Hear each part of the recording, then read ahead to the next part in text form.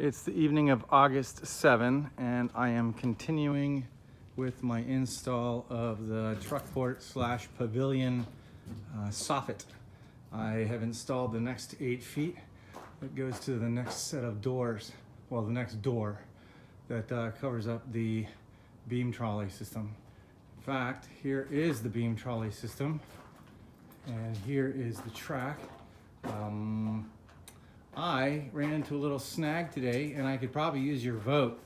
So if you look closely, you will see that there's a little gap, just a little offset, and that turns, and the reason for that is the piece of wood, or the pieces of wood that I've been installing just happen to be from a different lot, and unfortunately they are maybe a little over a 32nd of an inch wider.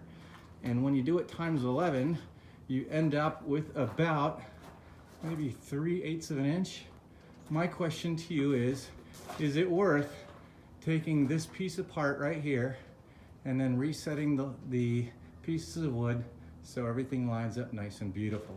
We can look at it from the way most people would normally look at it, from this side of the building. This is my driveway. Here's my circle drive down at the bottom. And so when you come around, this is what you see.